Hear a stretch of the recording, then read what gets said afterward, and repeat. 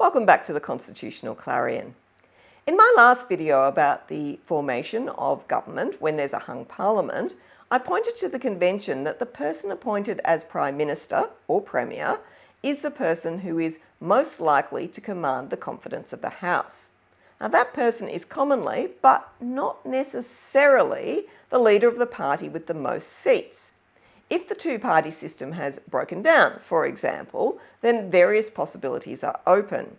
Political enmities also can affect who can command the confidence of the lower house. In this video, I'm going to give a couple of examples from the Australian state of Victoria where leaders of smaller parties, and in one case a party defector, were appointed as Premier. In the early 20th century, the Liberal Party in Victoria became ridden with factions. There was a dispute over a rise in rail fares to country areas, which resulted in the rural faction of the Liberal Party breaking away and forming a new party, which it called the Economy Party. The leader of that party was John Bowser. At the election in 1917, the Economy Party won 27 seats, the Liberals won 12 seats, Labor won 18 seats, and the Victorian Farmers Union won 4. Bowser became the Premier, leading a minority government. The government reversed the rail increases, but was later defeated by the combined majority of Labor and Liberals voting together on the 13th of March 1918 on a railway estimates bill. Bowser then requested a dissolution, arguing that the House was unworkable and that an election must be held, even though the previous election had occurred only 4 months earlier. After consulting with other party leaders, the Governor, Sir Arthur Stanley, informed the Labor leader, George Elmsley, that he didn't think that Elmsley could form a stable government, and he thought Elmsley would soon need a dissolution if he was appointed.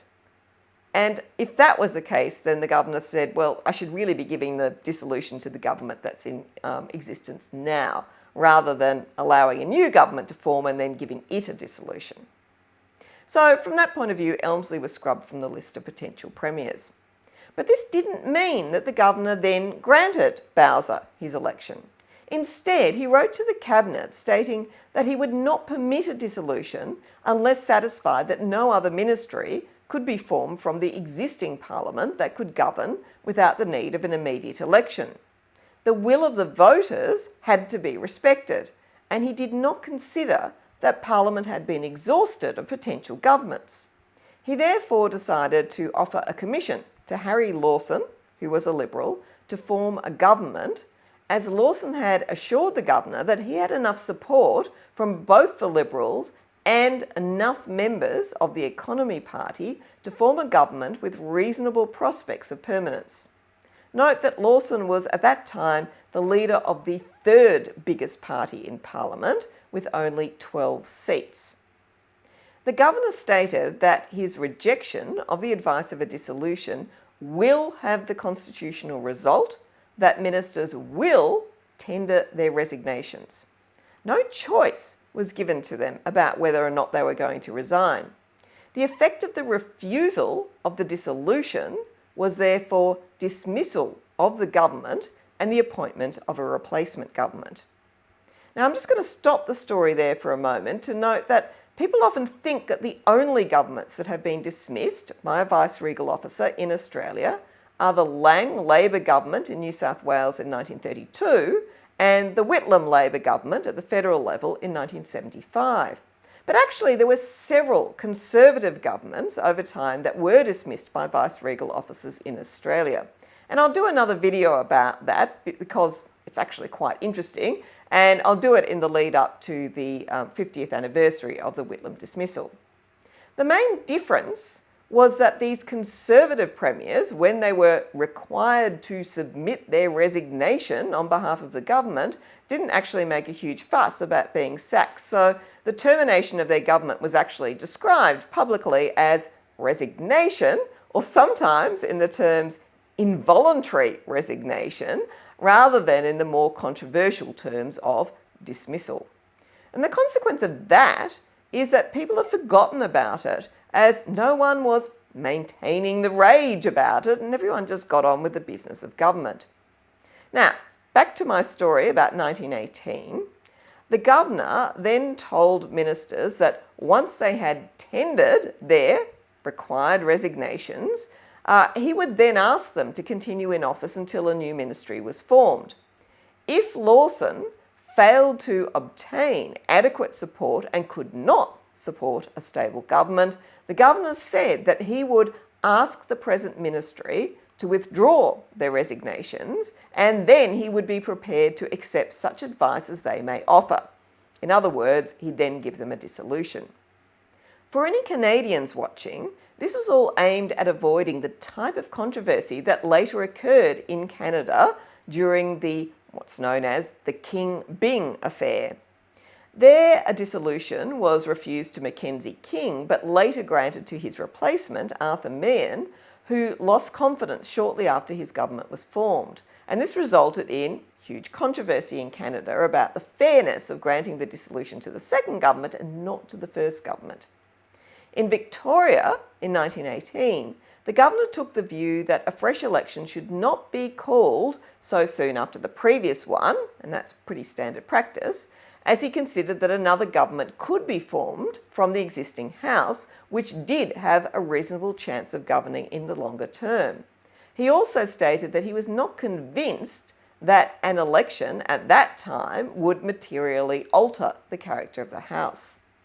Now, the governor proved to be correct in his assessment that a Lawson Liberal government would gain enough support to govern in a stable manner. It did so until the Parliament was finally dissolved in September 1920, and it also won the next election too, although I have to say it was later brought down by a combination of the Victorian Farmers Union and the Labor Party in a no-confidence motion. There was plenty more political skulduggery that went on in Victoria at that time because it was pretty politically unstable. But I'm now going to jump to the Victorian election in 1935, at which, just as a curiosity, 12 seats were uncontested. Now, there you had the United Australia Party, which was led by Sir Stanley Argyle, and it went to the election in coalition with the Country Party. The coalition won a comfortable victory, holding 45 seats, which were comprised of 25 seats for the United Australia Party and 20 seats for the Country Party. In opposition, you had the Labor Party with 17 seats and 3 independents.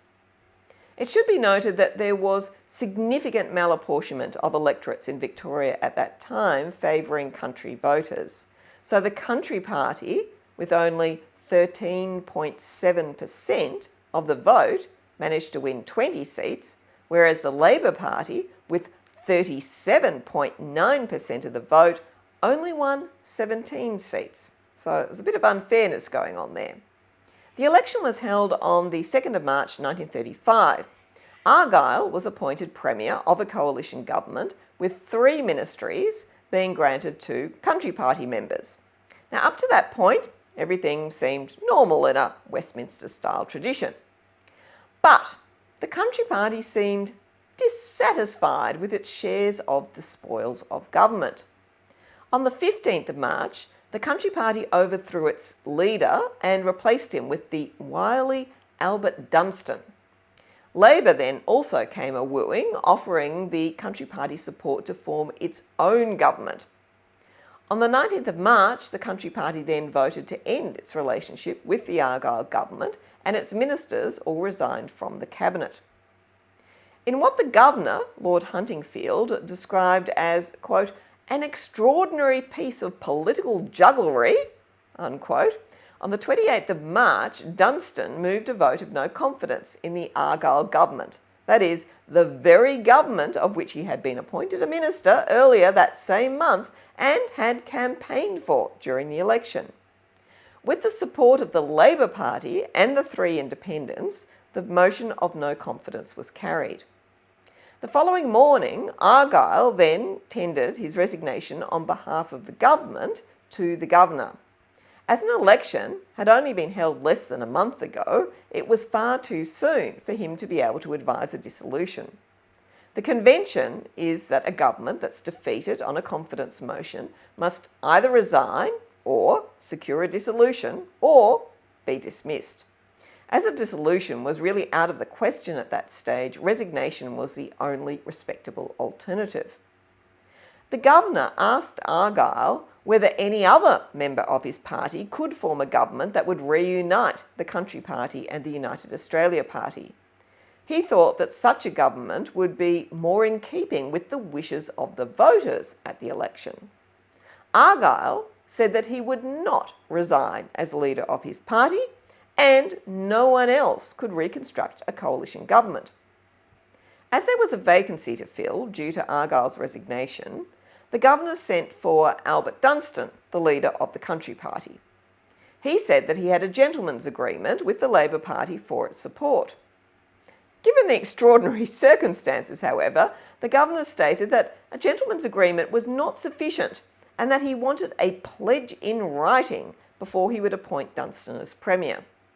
Dunstan's party only held 20 seats in a 65-seat House, but with the support of the Labor Party's 17 seats, it could command majority support in the Legislative Assembly.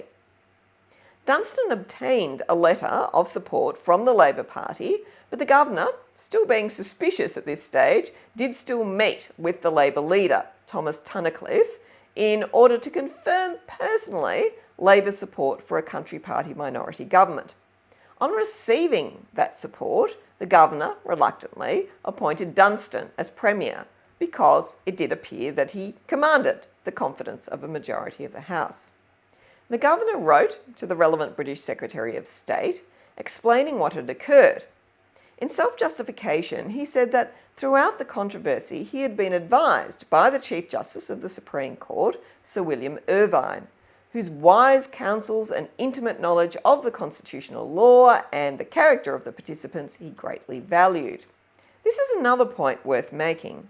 At the time of the 1975 dismissal, there was great criticism of the fact that the Governor-General had sought constitutional advice from the Chief Justice of the High Court, Sir Garfield Barwick.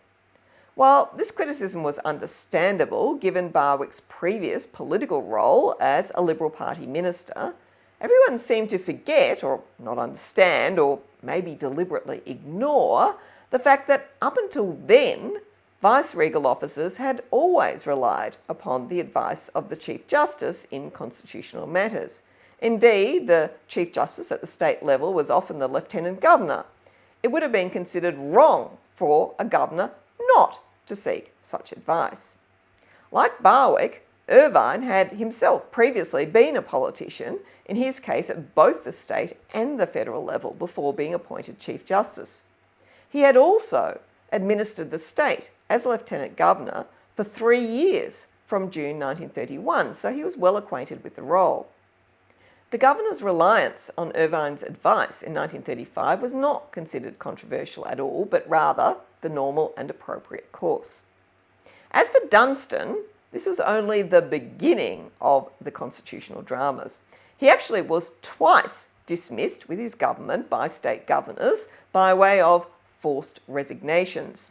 Yet no one seems to remember any of this. I will, however, do a video on those more spectacular constitutional dramas in Victoria at a later stage. For present purposes, however, it's enough to note that it is possible for a person who leads a minor party with a smaller number of seats in Parliament than any other party to still become Premier if they have sufficient support to be able to command the confidence of the House. What about an independent? Well, technically, yes, they could be appointed as Premier or Prime Minister. If there is so much enmity between political parties and their leaders that none of them can command the support of the House, a compromise leader may be needed. I'm not going to go into the full details of this example because it is part of a bigger story about which I will do that other video. But let's just say that in Victoria, after great conflict, which included the blocking of supply and forced resignations, a defector from the Liberal Party was appointed Premier with, in the words of the Governor, the support of, quote, 5 revolting Liberals, unquote, 3 independents, 2 expelled Country Party members, and the Labor Party, which may or may not have been in a pear tree.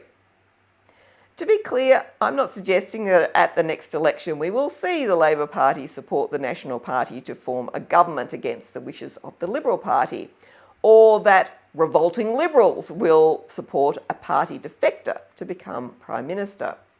But as we do see trust in political parties diminish, the breakdown of the two-party system and greater support for a range of independents, our rather comfortable assumptions about election outcomes may start to be challenged again.